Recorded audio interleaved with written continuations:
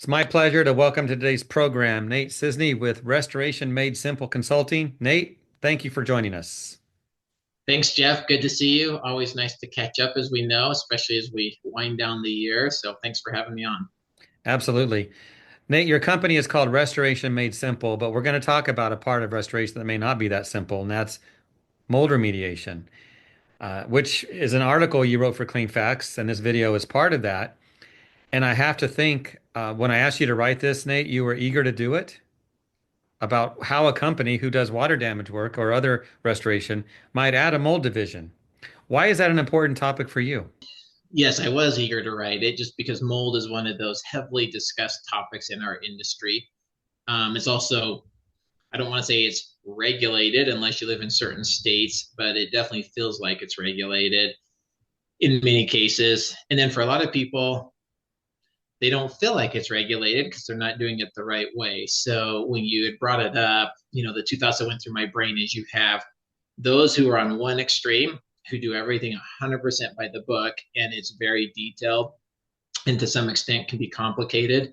And then you have on the other extreme in our industry people who are, I'd say, willy-nillying it, right? Who just go in and say, hey, rip it out, spray some stuff on it, and we'll charge lots of money. So, yes, when you brought that up, I thought it was a great topic for sure.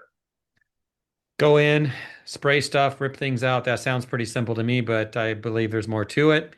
The article you wrote, we appreciate that, but let's talk about some of those points. Um, what are some of the common mold remediation mistakes you see companies make that those who want to do this work should know about? I think the biggest one, and this will come up all the time, is education, right?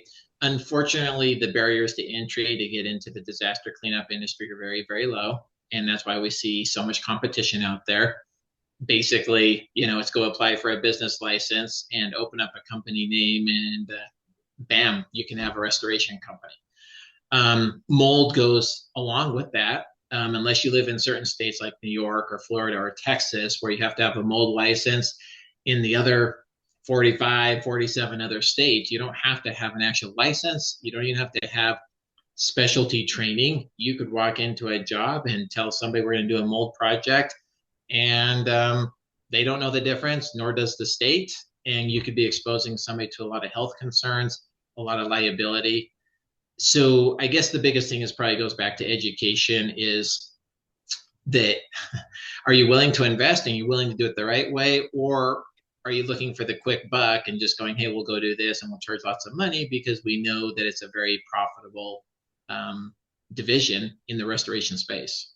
No doubt, Nate, some watching this program might be homeowners who deal with mold issues or have hired companies or need to in the future. What you just shared should put pause on the company they choose. Would you agree with that?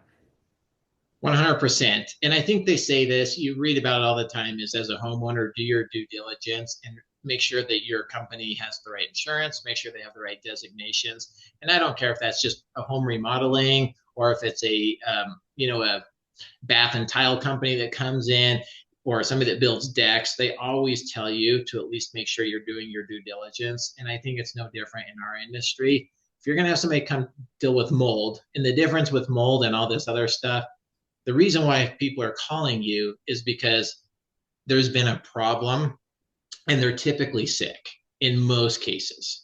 I'd say 90% of them. So if somebody's calling you because they're sick, to me, the level of liability and the level of concern goes up immediately. This is not something they want to do. It's not something they plan for. It's not something that they get excited about. When you do a remodel, at least you're going to have an awesome finished product that's gorgeous. They're calling you because there's been a problem. So I think that brings the level of concern, the level of standard of care goes up immediately.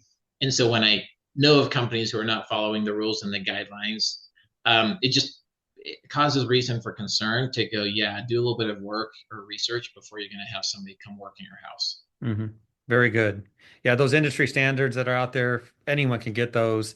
They need to be followed. They need to be embraced. I know many companies do. Hopefully, this information will get out there and help others to do the same. But one more point I'd like to dig into, Nate, is in your article, you list some top questions, some questions that a company should ask themselves as they consider adding a mold division, which is a big step. It's not a simple task as you mentioned. It takes a lot of thought. What are some of your favorite points from those questions you put in the article? I think obviously having owned a restoration company for 16 years, 17 years, and I think I even admitted in this article, right, that there was times when we were not doing mold protocol the way that we should. Obviously, everybody sees things a little bit differently according to what a protocol is, and I can understand and appreciate that. There's not always one way to skin a cat, but we do have guidelines. We have the IICRC, we've got the RIA, we have these different industries that are giving these guidelines as to what we should and shouldn't be doing. So I think if you're going to say what are the top questions, if you're looking at adding mold, is number one, are you ready to enter into what I would call a liability zone? As we discussed earlier, anytime you're going out to doing a mold job, you know that there's health concerns that are going to be associated with it no matter what. You as an individual or as a business owner need to ask yourself the question, am I willing to know that there may be a lawsuit by me starting these jobs? It is something that even though there's not a set law, unless you live in those states that I mentioned prior, it is something that people get sued for pretty regularly. So that would be a question. Number one is, are you ready for the liability to know that there may be legal concerns that occur down the road? Number two, what type of contractor do you want to be? Do you want to be the guy who comes in and just says, I want to make a lot of money and we'll go rep it out, tear it out, we'll spray, encapsulant on it and call it a day? Or are you the guy who goes, no, if we're going to do this, we're going to do it by the book because that's who we are as a company. Now, keep in mind, if it's a money-driven decision, then it's easy to say, we're just going to go rip it out, tear it out, and we will add mold to our division. If you're saying, I want to do it by the book, then that requires that you have to send technicians. Use and owner should be going and getting trained. The AMRT, which is the antimicrobial remediation technician through the IICRC. The RIA has their own designations for these mold courses. Do your part and go get people trained and certified if they're going to handle mold. If you're a professional, act like one and do what it takes, in my opinion, right? If you're going to get in the industry, you're getting in the industry to be a professional, not to be what I like to call a hack job. It hurts our industry. It hurts the homeowners. It hurts the insurance. It hurts all of this all around. So be professional if you're going to do it. The other thing too that you need to consider is, a lot of people don't think, and this is getting more into the weeds, is, am I going to do testing?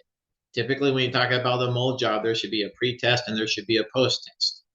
A lot of companies don't ever do a pre-test. I was one of them. On certain jobs, we didn't do it. I'm not saying it's right, but if you're really following the guidelines, you need to know where you stand before you start a job, and you need to know where you stand when you finish a job. It gives you a very good baseline to be able to understand what you're trying to achieve. When you do testing, you should be using an industrial hygienist. A lot of companies don't do that. They might use a home inspector.